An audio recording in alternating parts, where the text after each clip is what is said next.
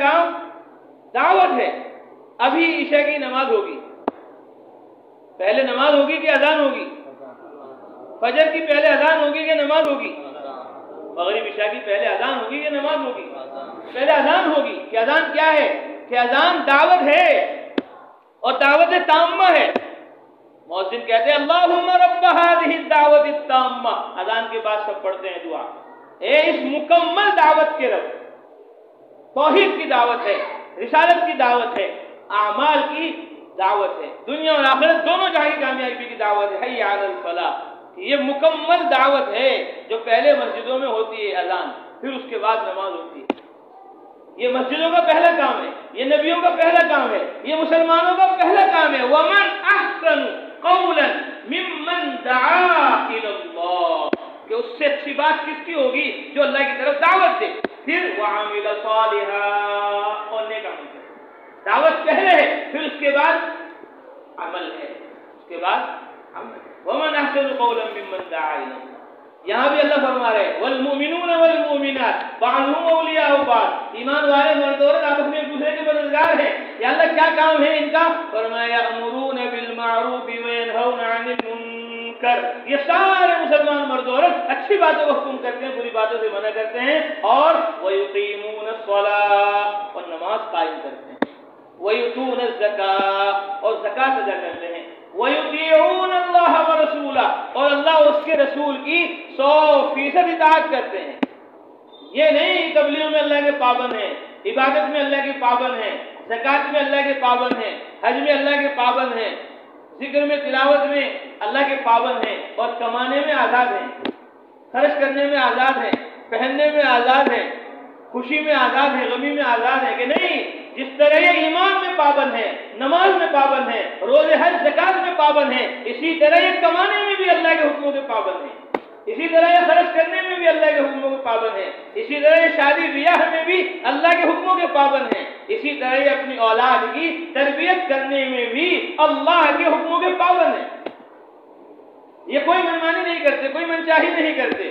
انہوں ساری منمانیوں کو، منچاہیوں کو قربان کر دیا ہے. یہ سب کے سب رب چاہی کرتے ہیں. وَيُطِيعُونَ اللَّهَ وَرَسُولَهُ أُولَٰئِكَ سَيَرْحَمُهُمُ اللَّهُ. یہ ایسے مرد عورت ہیں کہ اللہ ان پر رحم فرمائے، اللہ تعالیٰ ان پر رحم فرمائے. تو یہ تبلیغ اور دعوت یہ ہم سب کا اجتماعی فریضہ ہے، پوری امت کا اجتماعی فریضہ ہے. لیکن آج ہم اس کو اللہ معاف فرمائے فرض نہیں سمجھ رہے. اس کو آج ہم فرض نہیں سمجھ رہے.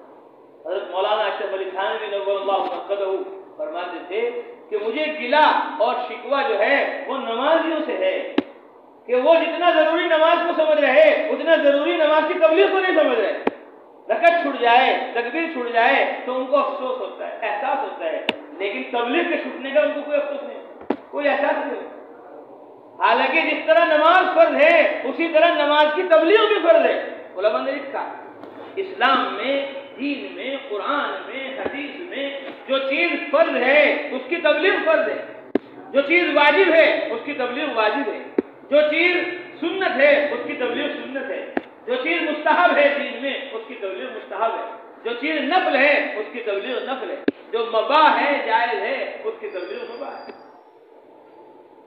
لیکن آج ہم اس کو فرض نہیں سمجھ رہے. آج ہم اس کو اللہ کا امر، اللہ کا حکم نہیں سمجھ رہے. سمجھ رہے کہ نماز اللہ کا حکم ہے، روزہ اللہ کا حکم ہے، حج اللہ کا حکم ہے، زکات اللہ کا حکم ہے، اور تبلیغ مولانا الیاس صاحب کا حکم ہے، تبلیغ نظام الدین کا حکم ہے، بغلے والی مسجد کا حکم ہے. نہیں، جس طرح نماز روزہ حج زکات اللہ کا حکم ہے ایسے ہی تبلیغ اور دعوت اللہ کا حکم ہے، اللہ کا امر ہے. اللہ کے رسول صلی اللہ علیہ وسلم نے صحابہ کو سمجھایا اور بہت اہتمام سے سمجھایا. فرماتی ہیں امی عائشہ رضی اللہ تعالی عنہ دخل علی النبی صلی اللہ علیہ وسلم، آپ صلی اللہ علیہ وسلم دولت قدرے پر تشریف لائے. فعرفت فی وجهه ان قد حضره شیء، میں چہرہ انور دیکھ کر پہچان گئی کہ کوئی اہم بات پیش آئی. ما کلم احد، آپ گھر میں آتے تھے سب سے بات چیت کرتے تھے، لیکن اس دن آئے کسی سے کوئی بات چیت نہیں. فتوضا، وضو فرمائے اور مسجد میں تشریف لے گئے. حضرت عائشہ فرماتی ہیں فلشقت بالحجرہ، میں حجرے کی دیوار سے چپک گئی. استمع ما یقول، دھیان سے سنوں اللہ کے نبی صلی اللہ علیہ وسلم مسجد میں وہ تو گھر سے فکر مند ہیں کہ آپ صلی اللہ علیہ وسلم کا بیان سنوں مسجد میں کیا ہو رہا ہے، اور ہم بیان میں سو رہے ہیں. بات سو رہے ہیں جی، سو رہے ہیں، سو کر دیکھ رہے ہیں جی، بات ساتھی سو رہے ہیں. سونا نہیں، کوئی سو رہا ہے اس کو محبت سے پیار سے جگا دو. تبلیغ میں مراقبہ نہیں ہے، تبلیغ میں تو مذاکرہ ہے، معائنہ ہے، ایک دوسرے کو دیکھ کر بات سنو. یہ مذاکرہ ہے، کچھ ہم بولیں گے کچھ آپ بولتے ہیں. رسول اللہ صلی اللہ علیہ وسلم مسجد میں تشریف لے گئے اور حضرت عائشہ فرماتی ہے میں دھیان سے کان لگا کر دیوار سے سن رہی تھی آپ صلی اللہ علیہ وسلم کیا بیان فرما رہے ہیں. فرماتے ہیں فقعد المنبر، آپ صلی اللہ علیہ وسلم ممبر پر جلوہ افروز ہوئے. فحمد اللہ واثنى علیہ، اللہ کی حمد و ثنا بیان کی اور فرمایا یا ایھا الناس، اے لوگو، ان اللہ تعالی یقول لکم، اللہ تعالیٰ تم سے کہہ رہے ہیں، اللہ تعالیٰ کا تمہیں امر ہے، تمہیں حکم ہے، اللہ کا ارشاد ہے مروا بالمعروف ونہوا عن المنکر، اچھی باتوں کا حکم کرو، بری باتوں سے منع کرو. یہ اللہ کا امر ہے، اللہ کا حکم ہے. قبل ان تدعوا فلا اجیب لکم، قبل اس کے کہ تم دعائیں مانگو اور میں تمہاری دعائیں قبول نہ کروں. وتسألونی فلا اعطیکم، تم مجھ سے سوال کرو اور میں تمہیں کچھ نہ دوں. وتستنصرونی فلا انصرکم، اور تم مجھ سے مدد چاہو اور میں تمہاری مدد نہ کروں. کہ میری مدد وہ میرے دین کی مدد کے ساتھ ہے. تمہاری دعائیں جب قبول ہوگی جب تم عبادت کا، دعوت کا حق ادا کر دو. جب تم اللہ کا بھی حق ادا کرو گے، اللہ کے بندوں کا بھی حق ادا کرو گے، عبادت بھی کرو گے، دعوت بھی دو گے، اب تمہاری دعائیں قبول ہوں گی. اب ہماری مدد نصرتیں غیر تعداد تمہارے ساتھ ہوں گی. تو رسول اللہ صلی اللہ علیہ وسلم نے اہتمام سے پورے فرما دیا کہ یہ اللہ کا امر ہے، اللہ کا حکم ہے. یہ نہیں کہ صرف نماز اللہ کا حکم ہے. حضرت تھانوی رحمۃ اللہ علیہ فرماتے تھے کہ نماز بھی اللہ کا حکم ہے، تبلیغ بھی اللہ کا حکم ہے. اللہ نے قرآن میں فرمایا اقیموا الصلاۃ، نماز قائم کرو. اللہ نے قرآن میں فرمایا وآتوا الزکاۃ، زکات ادا کرو. اللہ نے قرآن فرمایا واتموا الحج والعمرۃ للہ، اللہ کے لیے حج اور عمرے کو مکمل کرو. کتب علیکم الصیام، تمہارے اوپر روزے فرض کیے گئے. قرآن میں اس طرح یہ احکامات ہیں. اسی طرح اللہ فرماتے ہیں اقیم الصلاۃ، نماز قائم کر، اور وامر بالمعروف، اچھی بات کا حکم کر، ونہی عن المنکر، اور بری بات سے منع کر. حضرت تھانوی فرماتے ہیں کہ دونوں کو اللہ نے ساتھ ساتھ بیان کیا. یہ نہیں کہ نماز کو یہاں بیان کر دیا اور تبلیغ کو وہاں بیان کر دیا، کہ نماز کے ساتھ نماز کی تبلیغ کو ساتھ ساتھ بیان کیا. اقیم الصلاۃ، نماز قائم کر، وامر بالمعروف، اور اچھی بات کا حکم، ونہی عن المنکر، اور بری بات سے منع کر، واصبر علی ما اصابک، اور جو تبلیغ میں تکلیف آئے، پریشانی آئے، مشقت آئے، حال احوال آئے، اس کو برداشت کر. کہ تبلیغ کا کام بغیر صبر کے نہیں ہو سکتا ہے. جتنا صبر ہوگا اتنا ہی تبلیغ کا سفر ہوگا، اتنا ہی دعوت کا سفر ہوگا، اتنی ہی تمہاری بات امت تک، انسانیت تک پہنچے گی. صبر فرض ہے. صبر کیا ہے؟ وَلِرَبِّكَ فَاصْبِرْ، اللہ نے قرآن میں شروع ہی میں فرمایا اپنے نبی سے وَرَبَّكَ فَكَبِّرْ، آگے فرمایا وَلِرَبِّكَ فَاصْبِرْ، کہ اپنے رب کی بڑائی کی کبریائی بیان کرو. جب تم اللہ سے ہونے کو بولو گے اور غیر اللہ سے کچھ نہ ہونے کو بولو گے تو تم توحید کی، ایمان کی دعوت دو گے، اعمال کی طرف، آخرت کی طرف متوجہ کرو گے، تو لوگ تمہیں مجنون کہیں گے، پاگل کہیں گے، دیوانہ کہیں گے، راستے میں کانٹے بچھائیں گے اور آپ کو ہر طرح سے تبلیغ سے روکنے کی فکر کریں گے. وَلِرَبِّكَ فَاصْبِرْ، آپ کو جم جانا ہے اپنے رب کے حکم پر، آپ کو جمنا ہے. وَاصْبِرْ كَمَا صَبَرَ أُولُو الْعَزْمِ مِنَ الرُّسُلِ، تبلیغ میں، دعوت میں آپ ایسے صبر کیجئے جیسے اولو العزم نبیوں نے صبر کیا، اولو العزم رسولوں نے صبر کیا، اولو العزم پیغمبروں نے صبر کیا. ایسے ہی آپ کو تبلیغ میں جمنا ہے، صبر کرنا ہے. صبر سے ہی تمہارا سفر ہوگا، صبر سے ہی لوگ تمہاری بات سنیں گے، اور تمہارے مجاہدہ قربانی سے ہی ہم مخلوق کو ہدایت عطا فرمائیں. اس طرح دعوت فرض ہے، اسی طرح دعوت کے ساتھ صبر بھی فرض ہے، مجاہدہ بھی. ہم سوچتے ہیں کہ تبلیغ یوں ہی ہو گئی بیٹھے بیٹھے، کہ نہیں، اس کے لیے نقل و حرکت ہے، اس کے لیے چلن پھرت ہے، اس کے لیے مجاہدہ ہے، اس کے لیے قربانی ہے، اس کے لیے جان مال کو پیش کرنا ہے، اس کے لیے صلاحیت استعداد قربان کرنا ہے، اس کے لیے راحت کو، آرام کو چھوڑنا ہے. آیت نازل ہو گئی یا ایھا المدثر قم فانذر، آپ نے فرمایا لا راحت بعد اليوم، آج کے بعد کوئی راحت نہیں، آج کے بعد کوئی سکون نہیں، آج کے بعد کوئی اطمینان نہیں ہے. کان رسول اللہ صلی اللہ علیہ وسلم متواصل الاحزان، صحابہ فرماتے ہیں ہر وقت آپ صلی اللہ علیہ وسلم غمگین رہتے، ودائم الفکرہ، ہمیشہ فکر مند رہتے تھے۔ ہم 4 مہینے میں تو فکر مند ہیں، چلے میں تو فکر مند ہیں، جوڑ میں اجتماع میں تو فکر مند ہیں، جماعت میں تو فکر مند ہیں، لیکن کھیت پر، دکان پر، گھر میں بے فکر ہے۔ 4 مہینے لگا کر ہم بھول جاتے ہیں کام، چلہ لگا کر بھول جاتے ہیں، سیون لگا کر بھول جاتے ہیں، مرکز میں سے واپس جا کر بھول جاتے ہیں۔ اپنی ذمہ داری کا احساس ہمارے اندر نہیں ہے۔ آپ صلی اللہ علیہ وسلم کی فکر یہ تھی ہمیشہ، لیست لہو راحہ، الفاظ میں روایت تھی کہ آپ کو راحت نہیں تھی، ہر وقت بے چینی، ہر وقت تڑپ، عبادت میں بھی اور دعوت میں بھی۔ اللہ فرماتے ہیں قرآن میں طٰہٰ ما انزلنا علیک القرآن لتشقیٰ، محمد صلی اللہ علیہ وسلم ہم نے آپ پر قرآن اس لیے نازل نہیں کیا کہ آپ اتنا لمبا قیام کریں، اتنا لمبا رکوع کریں، اتنا لمبا سجدہ کریں کہ آپ کے پاؤں پھٹ جائیں، آپ کے پاؤں پر ورم آ جائے، کشن البالیہ، آپ ایسے ہو جائیں جیسے قرآن میں مشق ہوتی ہے سوکھ کر عبادت میں، لتشقیٰ، آپ پر اس لیے قرآن نازل نہیں کیا کہ آپ مشقت سے پڑھ جائیں، یعنی آپ اتنی مشقت کرتے تھے کہ اللہ تعالیٰ آپ کو تسلی دے رہے ہیں۔ تو عبادت کا یہ حق ادا کیا۔ صحابہ فرماتے ہیں تورمت قدماں، تفکرت قدماں، آپ صلی اللہ علیہ وسلم کے پاؤں سوکھ جاتے تھے، پاؤں پر ورم آ جاتا تھا، اتنا لمبا رکوع سجدہ آپ صلی اللہ علیہ وسلم کرتے تھے۔ اللہ بھی فرما رہے طٰہٰ ما انزلنا علیک القرآن لتشقیٰ، آپ کا قرآن سے نازل نہیں کیا کہ آپ اس کو راتوں کو پڑھ پڑھ کر اپنے آپ کو مشقت میں ڈال نہیں دیں۔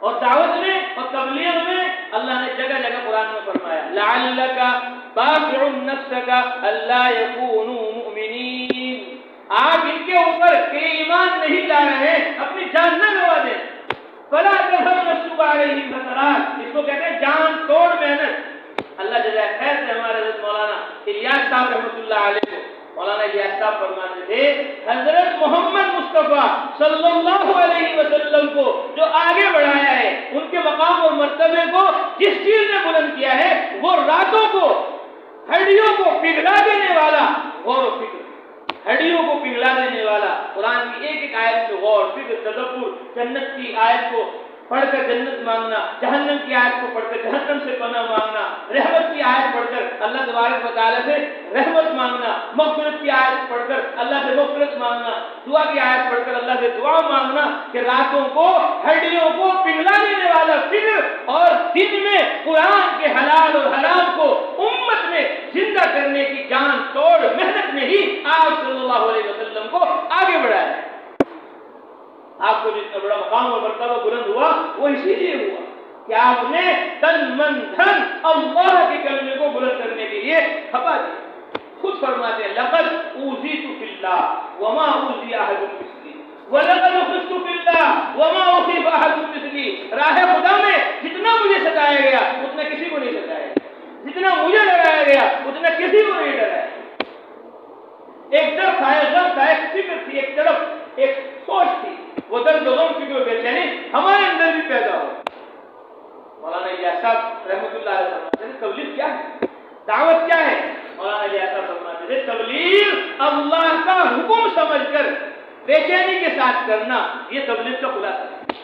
اللہ کا حکم سمجھ کر، یہ اللہ کا امر ہے، یہ اللہ کا حکم ہے، اللہ تعالیٰ نے مجھے کہا ہے کہ ایمان کی دعوت دو، عمل کی دعوت دو، اللہ کا حکم سمجھ کر بے چینی کے ساتھ کرنا۔ بے چین ہو جاتا ہے آدمی جب سیزن کا زمانہ آتا ہے، سونے کا زمانہ آتا ہے، کاٹنے کا زمانہ آتا ہے، کسان کتنے فکر مند ہو جاتے ہیں، تاجر کتنے فکر مند ہو جاتے ہیں، کھانے کی فکر نہیں، سونے کی فکر نہیں، کہیں آنے جانے کی فکر نہیں کہ اس وقت میں سیزن ہے، کاروبار ہے۔ بے چینی کے ساتھ آدمی اپنے دنیا کے کاموں کو کر رہا ہے، سوچ اور فکر کے ساتھ کر رہا ہے، لیکن دعوت کو بے فکری کے ساتھ۔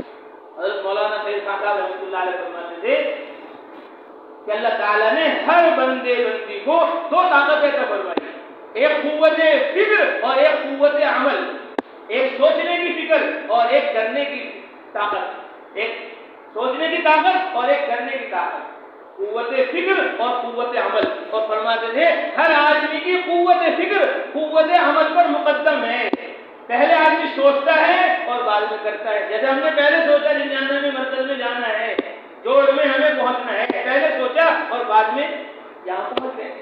قوت فکر قوت عمل، ہر آدمی کو اللہ تعالیٰ نے دو طاقت دے کر فرمائی، سوچنے کی طاقت اور کرنے کی طاقت، اور سوچنے کی طاقت اس کے کرنے کی طاقت سے پہلے ہے۔ اس لیے پہلے ہم سوچیں کہ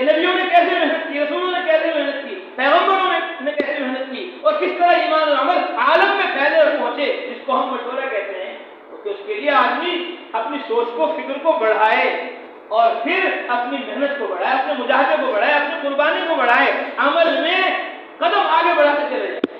پیچھے ہٹنے کا کام نہیں ہے۔ دعوت میں تو آگے بڑھنا ہے اور بڑھتے چلے جانا ہے، بڑھتے چلے جانا ہے۔ ملکوں میں اپنی قبریں بنوانی۔ مولانا الیاس صاحب فرماتے تھے اللہ کے راستے میں شہادت کے شوق سے نکلو، 4 مہینے کے لیے نہیں، 5 مہینے کے لیے نہیں، چلے فیروزے کے لیے نہیں، اللہ کے راستے میں جان دینے کے شوق سے نکلو۔ فرماتے تھے میں اس تبلیغ سے، میں اس دعوت سے، اس راہ خدا کی نقل و حرکت چلت پھرت سے 2 باتیں چاہتا ہوں۔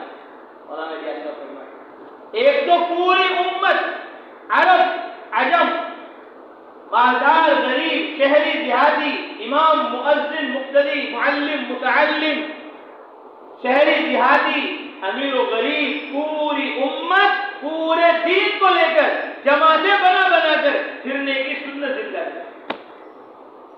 پوری امت پورے دین کو لے کر جماعتیں بنا بنا کر پھرنے کی سنت زندہ کرے۔ اور دوسری بات میں تبلیغ سے، دعوت سے اور راہ خدا کی نقل و حرکت چلت پھرت سے یہ چاہتا ہوں کہ ہر مسلمان کا، ایمان والے کا، مرد و عورت کا یہ جذبہ ہو کہ میرا کام اس دنیا میں راہ خدا میں جان دینے کے علاوہ کچھ نہیں۔ جب یہ نیت ہو جائے گی، ارادہ ہو جائے گا کہ مجھے جان اللہ کے راستے میں دینی ہے، اب 4 مہینے مشکل ہوں گے، اب 5 مہینے مشکل ہوں گے، اب چلنا مشکل ہوگا۔ فرماتے تھے مولانا الیاس صاحب رحمۃ اللہ علیہ، ہم نے ان کے اقوال پڑھے نہیں، ان کے ملفوظات پڑھے نہیں۔ ابھی ہم لوگ جماعت میں تھے، عرب جماعت ہمارے ساتھ تھی، قطر کی جماعت تھی 1 سال پہلے، تو ہم نے ان کو بہت قرآن سے سمجھایا، حدیث سے سمجھایا، مولانا الیاس صاحب رحمۃ اللہ علیہ کے ملفوظات اور مولانا یوسف صاحب رحمۃ اللہ علیہ کے ملفوظات سے ان کو سمجھایا۔ تو جب ہم واپس آ رہے تھے تو انہوں نے کہا شیخ ہمیں ایسا لگ رہا ہے کہ ہم تو اللہ کے راستے میں جو نکلے ہیں اس وقت میں مولانا الیاس صاحب کے ساتھ نکلے، مولانا یوسف صاحب کے ساتھ نکلے۔ آپ نے اتنی باتیں ان کی بتائی، اتنی ان کی باتیں بتائی تو ہمیں ایسا محسوس ہو رہا ہے کہ ہمارا جو سفر تھا وہ مولانا الیاس صاحب کے ساتھ تھا، ہمارا جو سفر تھا وہ مولانا یوسف صاحب کے ساتھ تھا، کیونکہ انہوں نے جان کھپائی ہے، مال کھپایا ہے۔ جب ان کے ملفوظات ہم پڑھیں گے، جب ان کے مکاتب ہم پڑھیں گے، ان کی سوانح حیات ہم پڑھیں گے، تب ہمیں اس دعوت کی صحیح فکر معلوم ہوگی۔ مولانا الیاس صاحب رحمۃ اللہ علیہ نظام الدین میں کاندلے سے لوگ گئے حضرت کی خدمت میں، فرمایا کیوں آئے؟ کہا جی حضرت آپ کی عیادت کے لیے آئے، بیمار پوسی کے لیے آئے۔ فرمایا میں تو ایک مٹی کا آدمی ہوں، مرنے کے لیے پیدا ہوا ہوں، فنا ہو جاؤں گا، میری فکر کے لیے اتنا لمبا سفر کیا، اور دین جو سارے عالم میں بلند ہونے کے لیے آیا ہے، دنیا سے نکل رہا ہے، زندگیوں سے نکل رہا ہے، اس کی کوئی فکر نہیں۔ میری فکر تو کر رہے ہیں اور دین کی کوئی فکر نہیں، میری فکر تو کر رہے ہیں دعوت کی کوئی فکر نہیں، میری فکر تو کر رہے ہیں آخرت کی کوئی فکر نہیں۔ میری فکر نہ کرو، میرے لیے سفر نہ کرو، اللہ کے لیے سفر کرو، اللہ کے رسول کے لیے سفر کرو، قرآن کے لیے سفر کرو، حدیث کے لیے سفر کرو، دعوت کے لیے سفر کرو، سنت اور شریعت کو عالم میں پھیلانے اور پہنچانے کے لیے سفر کرو۔ فرماتے تھے کنتم خیر امہ، اللہ فرماتے ہیں تم بہترین امت ہو، اخرجت للناس، تمہیں پوری انسانیت کے لیے نکالا گیا۔ فرماتے تھے اخرجت میں اس بات کی طرف اشارہ ہے کہ یہ تبلیغ بغیر خروج کے نہیں ہوگی، یہ تبلیغ بغیر نکلے نہیں ہوگی، اس کے لیے نکلنا پڑے گا، اس کے لیے گھر کو چھوڑنا پڑے گا، اس کے لیے وطن کو چھوڑنا پڑے گا، اس کے لیے علاقے کو چھوڑنا پڑے گا۔ بغیر گھر چھوڑے، بغیر دکان چھوڑے، بغیر کارخانے چھوڑے، بغیر اسباب چیزوں کو بالائے طاق رکھے بغیر یہ کام ہوگا نہیں۔ اخرجت میں اشارہ ہے کہ خروج ضروری ہے، نکلنا ضروری ہے۔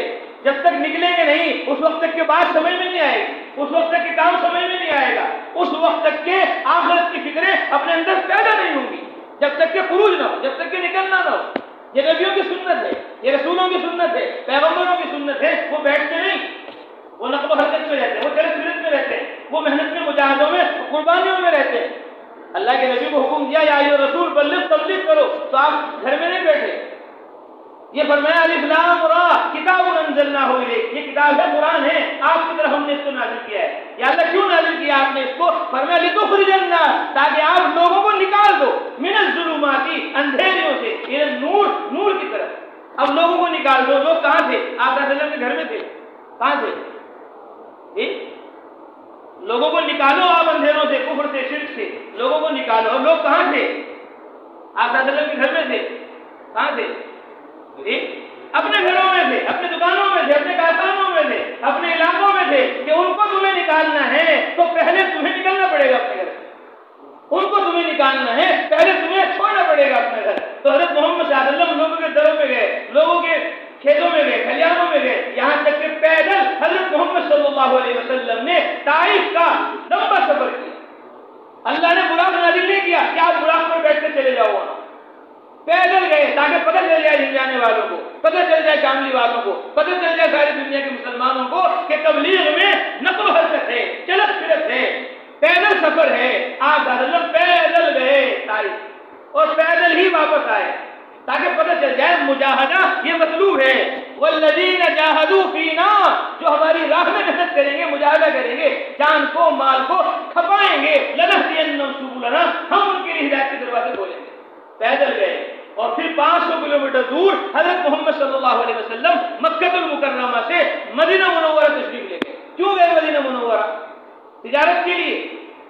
کس کے لیے گئے؟ زراعت کے لیے، کھیتی باڑی کے لیے نہیں۔ آج مکہ سے 500 کلومیٹر مدینہ دعوت کے لیے گئے، تبلیغ کے لیے گئے۔ فرماتے تھے من ینصرنی، کون ہے جو میری مدد کرے، من یاوینی، کون ہے جو مجھے ٹھکانہ دے، حتی ابلغ رسالۃ ربی، تاکہ میں اپنے رب کے احکامات کی تبلیغ کر سکوں، وَلَهُ الْجَنَّةُ، جو میری تبلیغ میں میرا ساتھی ہوگا اس کے لیے جنت ہے۔ تو آپ 500 کلومیٹر مدینہ تبلیغ کے لیے گئے اور پھر وہاں جا کر آپ نے آرام نہیں کیا۔ مکہ سے مدینہ آرام کے لیے نہیں گئے تھے، مکہ سے مدینہ کام کے لیے گئے تھے۔ اس لیے سن 1 ہجری میں مکہ سے مدینہ جاتے ہی اللہ کے نبی صلی اللہ علیہ وسلم نے مہاجرین کو، انصار کو لے کر راہ خدا میں اللہ کے کلمے کو بلند کرنے کے لیے ایک سفر فرمایا۔ سن 2 ہجری میں آپ صلی اللہ علیہ وسلم نے اللہ کے راستے میں 6 سفر فرمائے۔ سن 3 ہجری میں اللہ کے رسول صلی اللہ علیہ وسلم نے اللہ کے راستے میں 5 سفر فرمائے۔ سن 4 ہجری میں 3 سفر فرمائے۔ سن 5 ہجری میں 4 سفر فرمایا۔ سن 6 ہجری میں 3 دفعہ راہ خدا میں نکلے۔ سن 7 ہجری میں 1 دفعہ راہ خدا میں نکلے۔ سن 8 ہجری میں 3 دفعہ راہ خدا میں نکلے۔ سن 9 ہجری میں 1 دفعہ راہ خدا میں نکلے۔ 9 برس میں 27 دفعہ حضرت محمد صلی اللہ علیہ وسلم اللہ کے راستے میں نکلے، اور ہم نے 70 برس میں ایک بھی سفر تبلیغ کا نہیں کیا، ایک بھی سفر دعوت کا نہیں کیا، ایک بھی سفر اللہ کے کلمے کو بلند کرنے کے لیے ہم نے نہ کیا 70 برس میں، اور وہاں 27 سفر آپ صلی اللہ علیہ وسلم نے 9 برس میں فرمایا۔